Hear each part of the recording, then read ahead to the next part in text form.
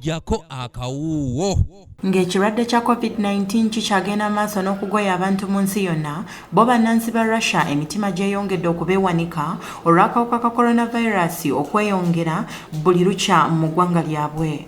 With a car with Gütersloh somewhere around the country, the best thing is that people only look at you like this or like this. The worst case is that you get stones on your car and scratches on your car. Okusinziira ku b'ebyobulamu abakola ku kulwanyisa akawuka kano mu ggwanga erya Russia bagamba nti wabukeeredde olwaleero ng'abantu 4,921 be bakakasiddwa okuba n'akawuka kano ekiviiriddeko omuwendo gw'abalwadde okulinnya mpaka mu 95,000 mu 1897. A quiet family gathering in the countryside is practically the best solution, where you can also observe social distancing. The worst situation is in a closed room with hundreds of people partying for 10 hours, drunk and shouting. That's naturally a horror situation when it comes to the transmission of the novel coronavirus. Ab'ebyobulamu mu ggwanga erya Russia bagamba mu ssaawa 24 zokka abantu 121 be balusuddemu akaba olwo omuwendo gw'abaakafa ne gulinnya mpaka ku 1,630.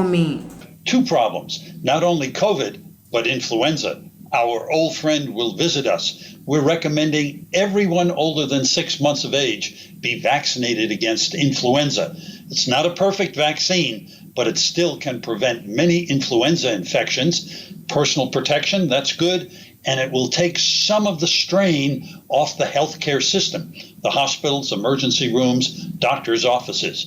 So we're urging everyone to get vaccinated against flu this year. Mu ngeri y'emulyo eggwanga erya Bugirimaani litegeezezza nti omuwendo gw'abalwadde nayo gweyongedde mu myezi 4 gyokka ku lw'omukaaga luno. Okusinziira ku German Chancellor Angela Merkel ng'ali wamu ne Pulezidenti w'e Bufalansa Emmanuel Macron mu lukungaana lwa bannamawulire olubadde ku Fort de Brinkacon esangibwa mu Southern France ategeezezza nti wabaddewo abalwadde 234 mu ssaawa 24 zokka eziyise ekireetedde omuwendo gw'abalwadde okulinnya mu nsi yonna mpaka eyo mu 23,000 n'omusobyo okuva ekirwadde kino kinnamuta we kyatandikira. Factories which are not regulated and discussed until today, and also in the United States and in Great Britain and in other countries like France, we have the same problems. We have a lot of outbreaks associated with these meat and poultry. Merkel ategeezezza nti omuwendo gw'abalwadde okweyongera kivudde ku bantu ababadde batambula okuva mu nsi nga Belgium, Croatia, Bulgaria, Romania, Spain, Russia ne America okutwaliza wamu nga bano babadde tebasooka kukeberebwa nga kati agambye nti omuntu yenna okuddamu okuyingira ensi ey'Ebugirimaani alina kusooka mu karantini ey'ennaku 14 olwasooke akakasibwe obulamu bwe buyimiridde. Kino kiddiridde oluvannyuma lw'ab'ebyobulamu okulangirira abantu 332 abeeyongeddeko ku balwadde mu ggwanga eryo. Nze Lilian Joy Mukibi ku lwa ABS Television.